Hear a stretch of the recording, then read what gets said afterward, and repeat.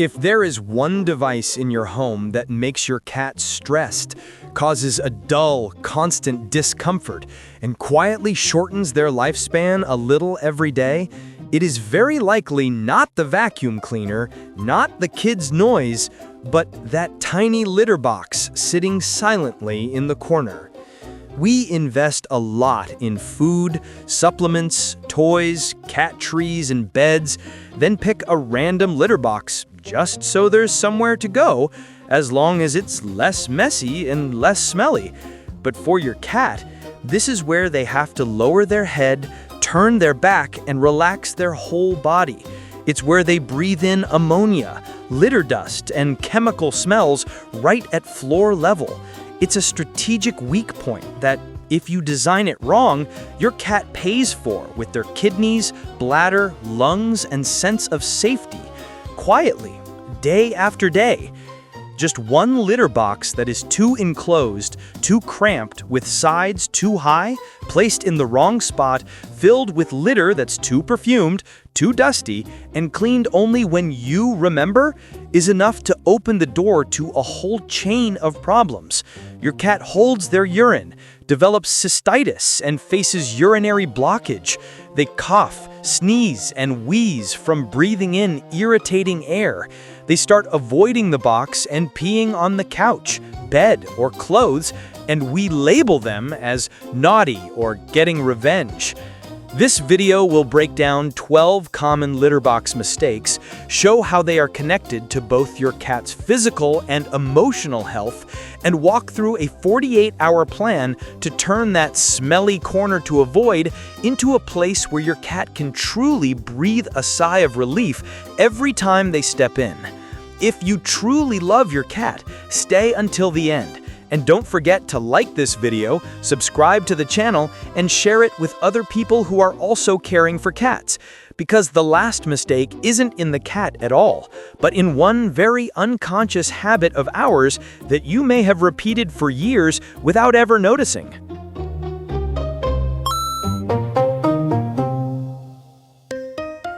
If you asked most cat guardians what matters most for their cat's health, the answers almost always revolve around food, vaccines, supplements, or toys. Very few people think about the litter box.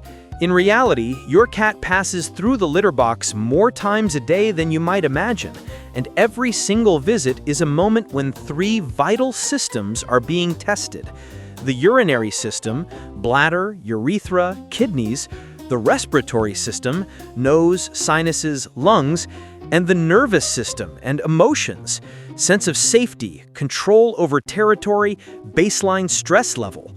A litter box that is dirty, too few in number, hard to access, or consistently causes pain, fear, or suffocation will force your cat to hold their urine and wait for a safer moment. The bladder does not know how to wait. It only knows how to stretch, hold urine, create sediment and crystals, and from there, cystitis, painful urination, and the risk of urinary blockage, especially in male cats, become only a matter of time. At the same time, an enclosed, poorly ventilated box filled with dusty litter and strong fragrances makes the lungs work harder every time your cat lowers their head into the box, especially in cats that already have respiratory issues. Psychologically, the litter box is both the place where your cat is at their weakest and the place where they mark "I'm still here" with their scent. When the litter is constantly changed abruptly, the smell is scrubbed away with harsh chemicals, the box is placed in noisy, unpredictable areas, and every time they finish using it, they're met with their human's annoyed reaction, then avoiding the box, peeing on the couch, bed, or clothes, and we label them as naughty or getting revenge, is no longer bad behavior. It is their way of protecting themselves. In short, the litter box is not just about keeping the house clean and tidy. It is part of your cat's respiratory, urinary nervous system designed and operated by you. Every decision you make about the litter box, no matter how small, tilts your cat's health in one direction or another. In the next part, we'll go straight into the 12 litter box mistakes that are quietly wearing down cats' health in so many homes. Mistake 1. The box feels like a trap. Enclosed, cramped, sides too high. Milo walks up to the covered litter box in the corner, sticks his head in, then stops. Inside is a dark little box with a low ceiling and only one way out. To step over the edge, he has to stretch, bend his knees and hips.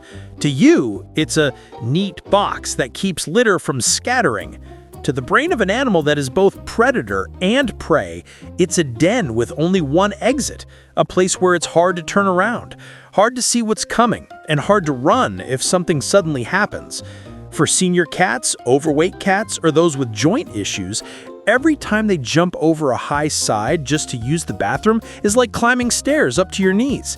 It's doable, but painful and tiring, repeated many times a day. When feeling trapped and feeling pain stay linked to the litter box long enough, many cats will choose to pee right at the entrance, stand there for a long time, and then walk away.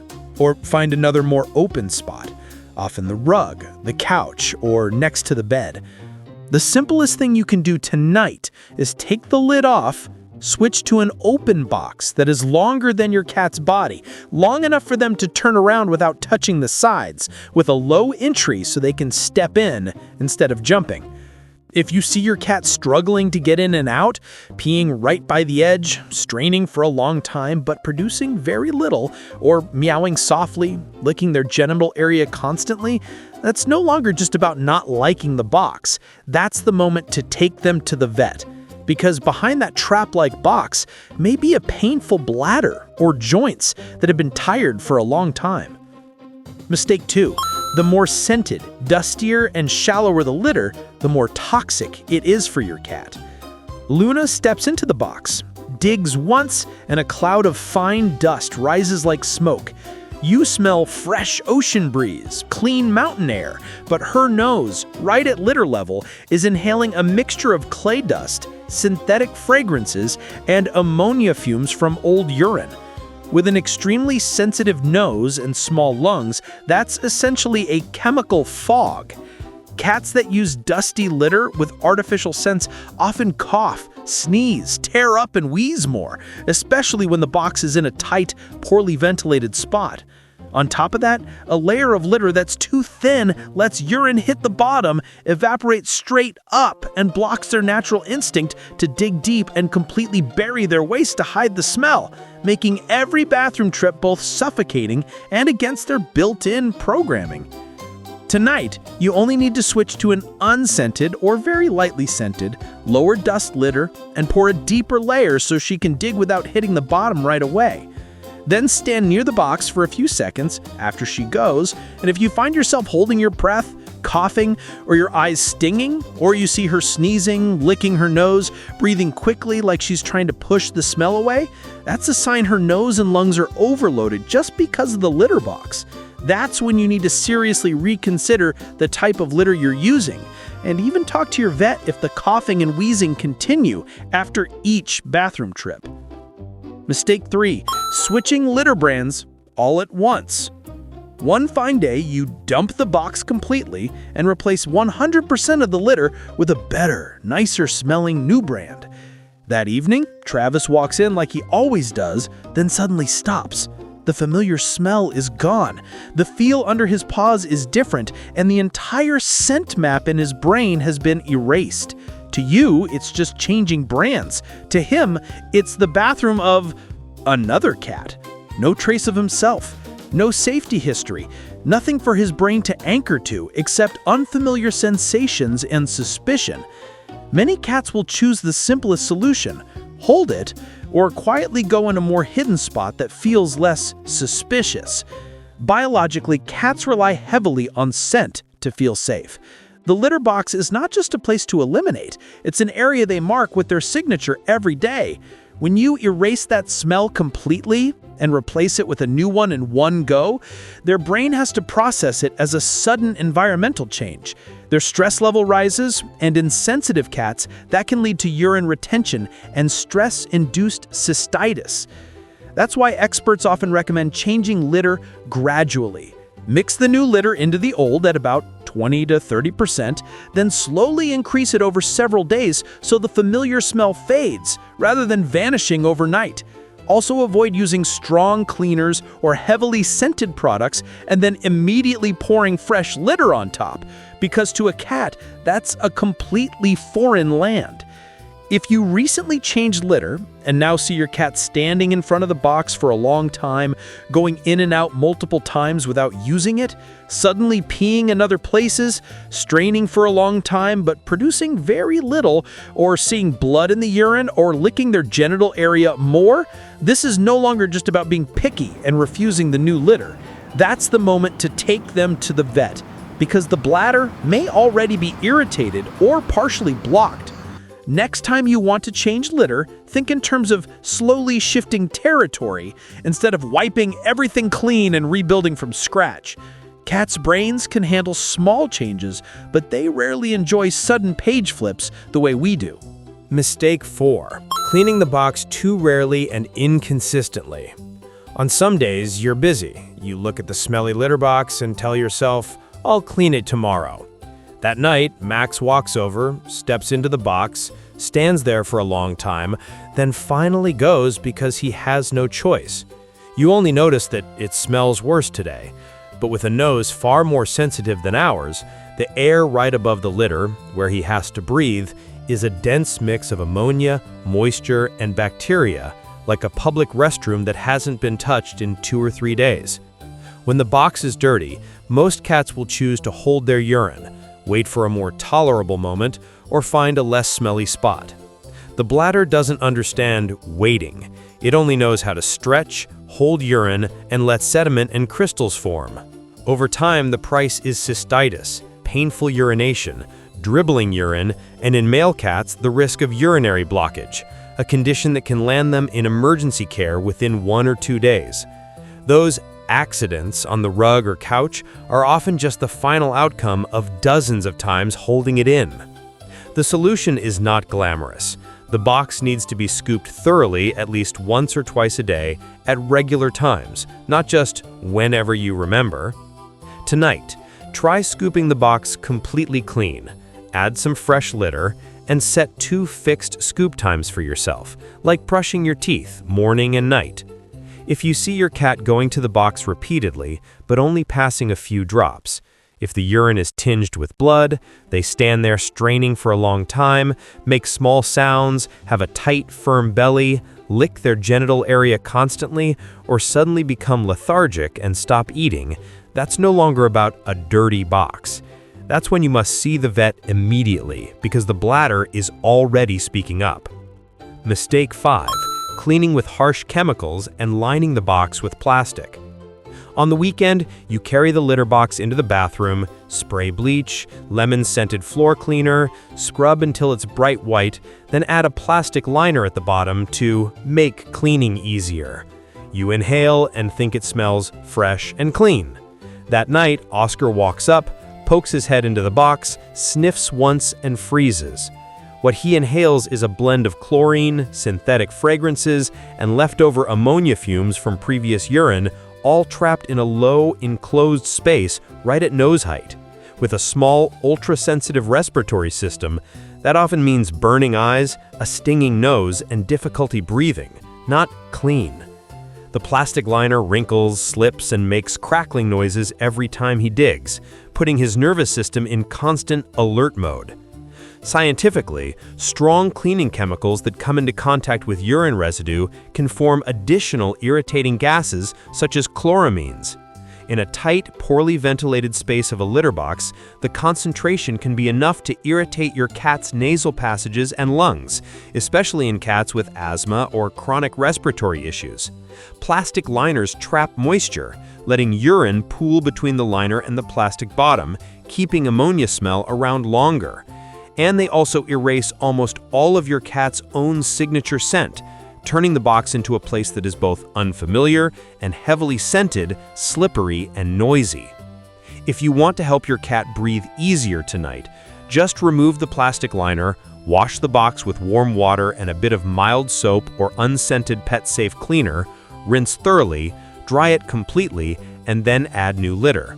You can keep a little bit of clean, used litter so some familiar scent remains. If you notice that after each deep clean with strong scent, your cat coughs, sneezes, has watery eyes, licks their paws a lot, or starts avoiding the box, that's a clear signal to stop using harsh chemicals and see the vet, because the price their lungs and nose are paying is not worth a few seconds of bathroom cleaner smell for us. Mistake 6. A multi-cat household with not enough boxes.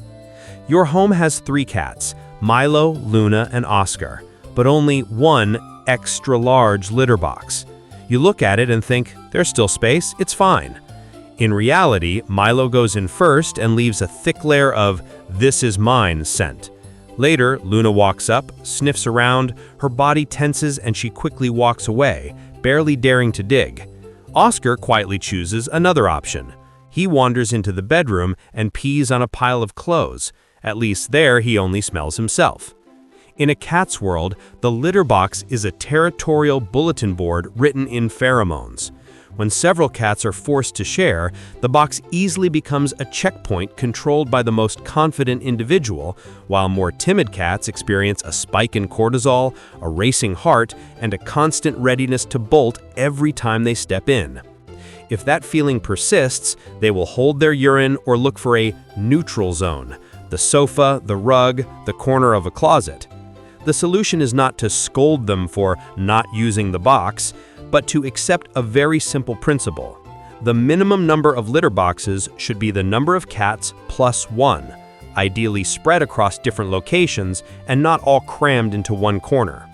Tonight, if you have 2 cats and only 1 box, try adding at least 1 more in a different area of the home so each cat has a chance to find the place where the other isn't blocking the entrance or staring at their back. After a few days, if you hear less growling, see fewer secret pees on sofas and rugs, and the shy one starts using the box more often, it means the toilet battlefield has cooled down. On the other hand, if you've already added boxes and there's still one cat who dribbles urine, passes blood, hides a lot, and constantly licks their genital area, that's no longer just a territory problem. It's time to ask the vet to examine both their urinary tract and their stress level. Mistake 7. Using the same scoop for all boxes. At night, you scoop Pumpkin's litter box, then casually carry the same scoop over to Tiger's and Bear's. To you, it's just a cleaning tool. To your cat's bodies, it's a bridge that connects bacteria, viruses, parasites, and each cat's scent from one box to another. Many intestinal pathogens can survive on damp plastic for several days, so if even one cat has diarrhea, parasites, or intestinal inflammation, a shared scoop quietly shares it with the entire group. On a more subtle level, the smell and traces of one cat are transferred into another's box, turning a place Tiger used to feel was his into a box that suddenly reeks of Pumpkin, making sensitive cats more stressed, more likely to avoid the box, or disrupting their normal bathroom habits. The fix is almost laughably simple. Each box gets its own scoop, washed and dried regularly, especially if any cat in the house is ill. If you notice multiple cats in the home suddenly developing diarrhea, mucus in the stool, an unusually foul odor, vomiting, weight loss despite eating the same as before, remember to look at your litter box system and cleaning tools, and then take them to the vet. Sometimes the culprit is not the bag of food, but the plastic scoop making the rounds every night. Mistake 8. Putting the box in a hell of noise and traffic. Felix's litter box sits next to the washing machine, right by the front door, for easy cleaning. Every time he steps in, behind him are slamming doors, dragging shoes, the washer rumbling, people walking inches from his back. He's lowering his head, relaxing his belly, his most vulnerable posture, but his ears and eyes are working overtime, monitoring whether something is about to burst in on him. To you, it's just a slightly noisy corner. To the brain of an animal wired to fear ambush while eliminating, it's a place that never truly feels safe. No wonder he starts holding his urine, waiting until the house is quiet, or sneaking off to go under the bed, behind furniture, or on the bedroom rug, places with fewer sudden sounds and footsteps. Cats hear far better than we do, so sounds that seem normal to us are often enough to raise their heart rate and stress hormones every time they use the box, especially if it's in a spot with no cover, no alternate escape route, and no way to avoid someone suddenly appearing behind them. If you change just one thing tonight, move the litter box away from the washing machine, front door, busy hallway, or right next to the TV. Choose a quiet corner with little foot traffic where your cat can see the exit as soon as they step in and where no one will appear directly behind them. After a few days, if they start using the box more consistently, holding it in less, and sneaky pees decrease, it means you've finally given them a proper bathroom. If even after changing the location they still avoid the box, dribble urine, pass blood, hide a lot, and constantly lick their genital area, it's not just about noise anymore. That's the time to see the vet, because their urinary system may have been struggling for a while. Mistake 9. Not monitoring your cat's bathroom habits. Every evening you scoop the box like a mindless routine. Scoop, dump, trash. Loki quietly goes in and out like always. You only see that the box is dirty as usual, but if you looked more closely, there would be times when the number of clumps suddenly drops, the clumps become unusually large, the stool gets smaller and hard like rocks, or the opposite, loose, sticky, with a distinctly different smell. For your cat, the litter box is where their body reports the condition of their kidneys, bladder, and intestines every day. Too little urine can mean dehydration, inflammation, or blockage. Too much urine and very large clumps can point toward kidney issues or diabetes. Dry, crumbly stool speaks of water intake and constipation, while ongoing loose stool signals inflammation, infection, or parasites. When you only scoop to finish the chore and never read the box, you've missed out on a lifetime of free tests repeated for as long as your cat lives. Tonight, before you throw anything away, pause for a few seconds. Estimate how many urine clumps there are compared to a normal day, whether they're bigger or smaller, and whether the stool has changed in shape or smell. By just keeping a mental picture of what's normal in my house, you'll notice very quickly when something isn't right.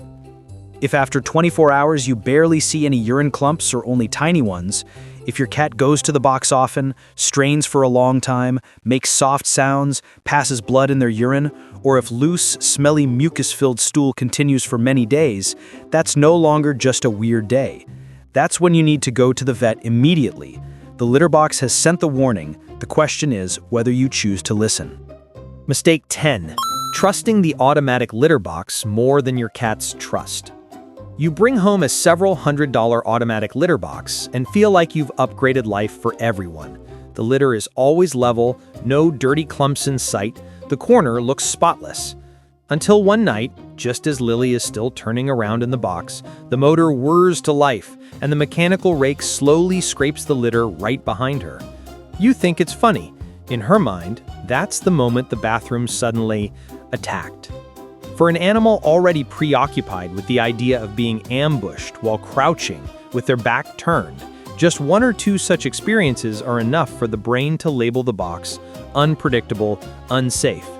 From then on, every time she steps into the box, her heart beats faster, stress hormones stay elevated, and many cats choose to hold their urine or quietly switch to doing their business on rugs, couches, or in corners, places that are quiet, still, and without motors or arms suddenly moving behind them.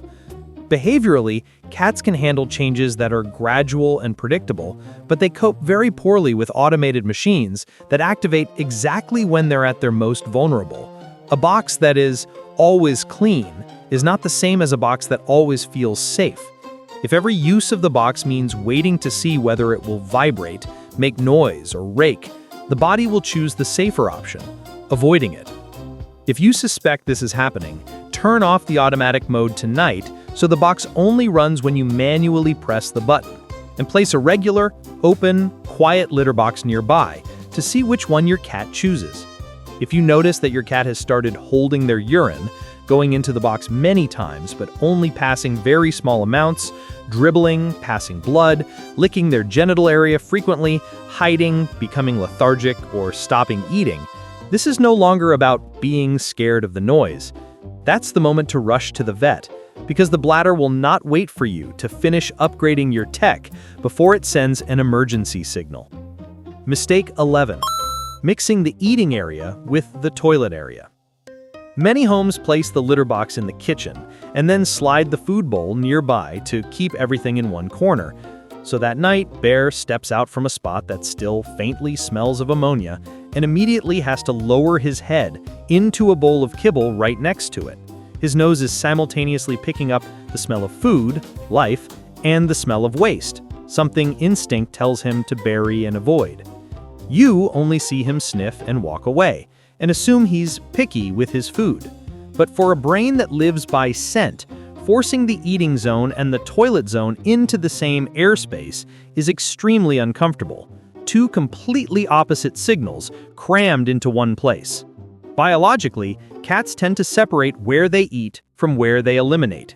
Keeping these two zones together for a long time can raise stress, causing them to eat less, eat hastily, skip meals, or even vomit while eating, and gradually fear the bowl in that location altogether.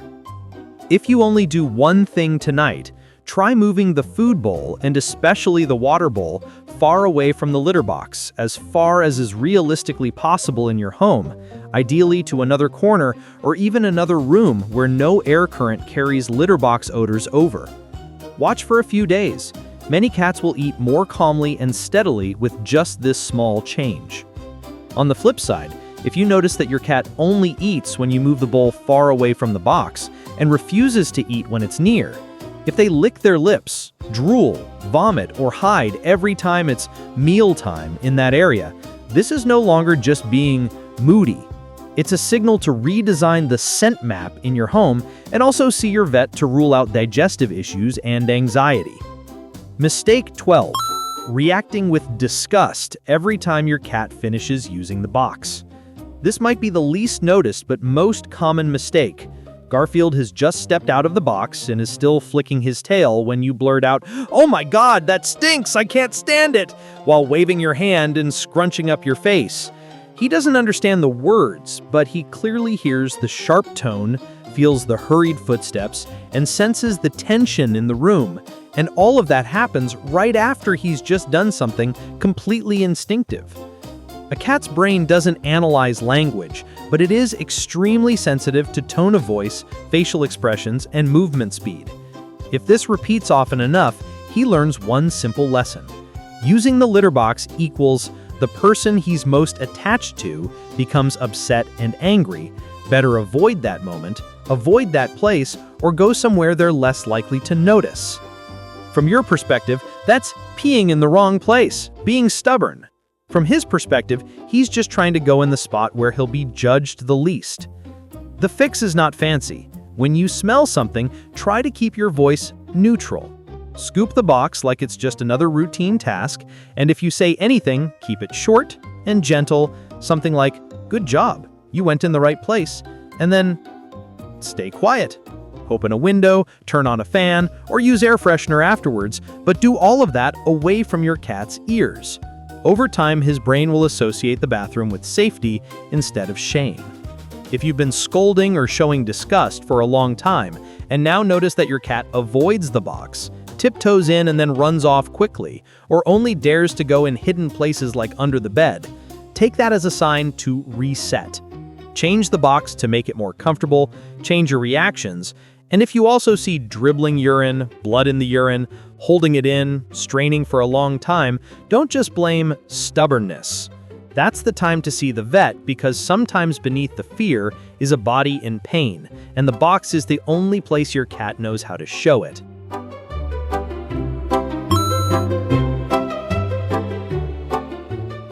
Every time your cat steps into the litter box, it's not just go and done.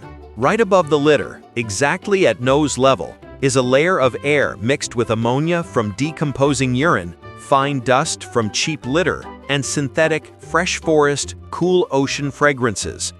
Your cat's lungs are small. Their nasal lining is thin and very sensitive, so what you experience as a bit smelly, a bit dusty, is often enough to make them feel a burning nose, sore throat, coughing, sneezing, and wheezing, especially in asthmatic cats, senior cats, or those with a history of respiratory disease.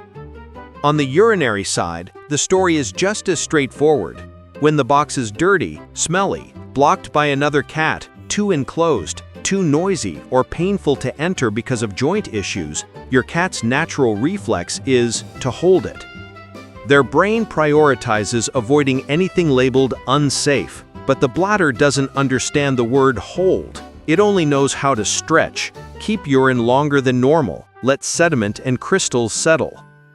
Over time, the bladder wall becomes irritated. The urethra is constantly soaked in concentrated urine, and in male cats, a single tiny plug is enough to push them into urinary obstruction, a situation that can become life-threatening within a day or two.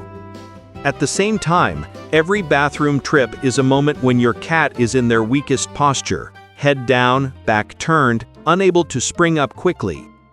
In that moment, they need the toilet to be a quiet, predictable place. When the box is an enclosed container with only one exit, placed in a noisy corner, occasionally shaking, scraping, or making sounds because of an automatic box, with odors that one day are harsh chemicals and another day strong cleaning products, plus their human's complaints and irritation every time they finish, your cat's brain very easily associates the litter box with anxiety, shame, and judgment. Their baseline stress level slowly creeps up. They eat less, sleep less deeply, are more prone to urinary issues, over-grooming, and withdrawing. From peeing outside the box all the way to cystitis, many behavior and health problems start right there. And finally, the litter box doesn't just touch the lungs, bladder, and nervous system, it also touches the relationship between you and your cat. A litter box that is truly designed and managed for the cat, clean enough, lightly scented or neutral, placed in a safe spot, combined with your calm reactions, quietly teaches them, here you're allowed to be a real cat, even when you go to the bathroom. That becomes a very solid foundation for everything else, playing, sleeping, eating, and curling up on you without having to stay on guard.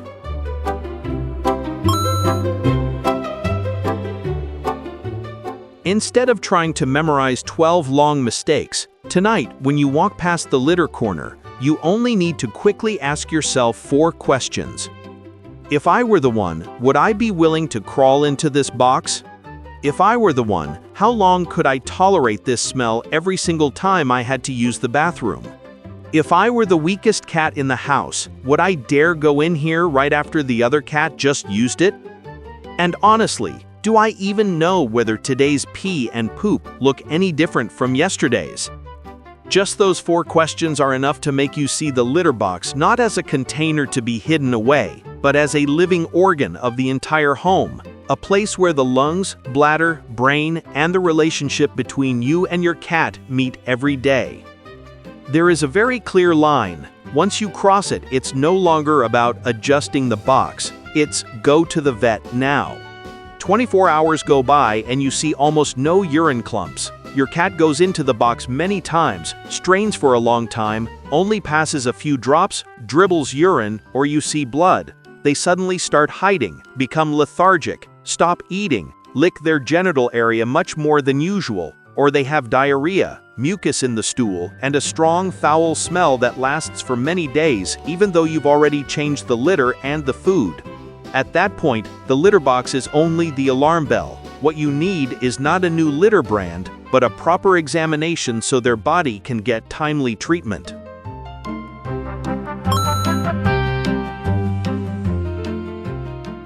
If you had to climb into that very box, breathe that exact smell, and listen to those exact noises every single day, would you tolerate it? If the answer is no, then maybe it's time to see the litter box as a real part of your love, not just a smelly chore to deal with.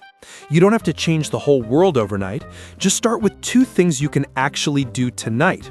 Leave the box open and easier to step into, pour the litter a little deeper, move the box away from noisy spots, or simply clean it and then stay quiet. No sighing, no scolding your cat for a completely natural behavior. Do you feel that everything we've just gone through together in this video has helped you understand your cat a little better? If yes, please hit like, subscribe to the channel, and share this video with other people who are caring for cats, not to chase views, but to reduce the number of litter boxes that force cats to hold everything in day after day. Every single share from you might quietly save one overfilled bladder, one pair of lungs breathing heavy, dirty air, one cat being misunderstood as naughty in its own home. Gentle reminder, our team works alongside a veterinarian. If your royal cat at home shows any strange signs around their bathroom habits, holding urine, dribbling, blood in the urine, prolonged diarrhea, coughing, or wheezing after using the box, leave a comment right below, and we'll read it and support you as soon as we can. In an emergency, don't wait for anyone's reply. Please take your cat to a clinic right away.